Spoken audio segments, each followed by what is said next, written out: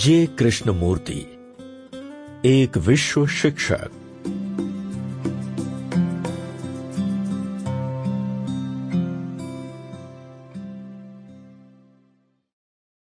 प्राचीन यूनानियों से लेकर प्राचीन सुमेरियंस तक इतिहास के हर दौर में इंसान के दिमाग में ईश्वर की कल्पना रही है। उपनिषदों के बारे में मैं श्योर नहीं हूं कि उनमें ईश्वर का जिक्र है भी या नहीं। क्या ईश्वर की खोज बाद में हुई?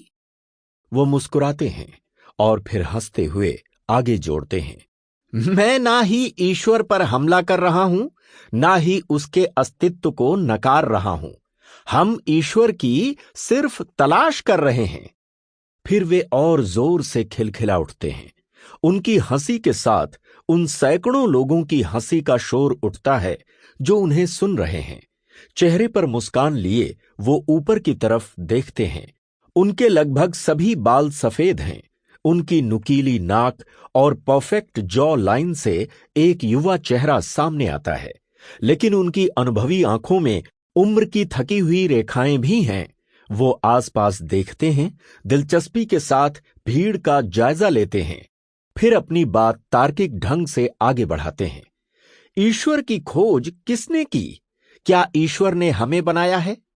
ईश्वर जो सर्वशक्तिमान है, सर्वज्ञ है, शाश्वत है, दयालु है, न्यायप्रिय है, यही आपके ईश्वर की संकल्पना है?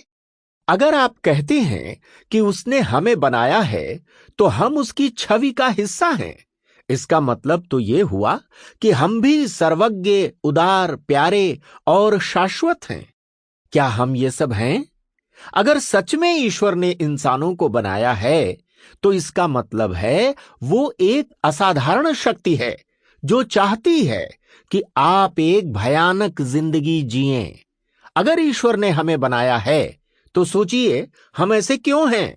हमें तो असाधारण इंसान होना चाहिए था।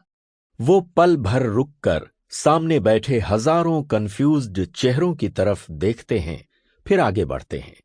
हमें तो और खूबसूरत होना चाहिए था, खुशी, उमंग और उत्साह से भरा हुआ होना चाहिए था, लेकिन हम ऐसे नहीं हैं।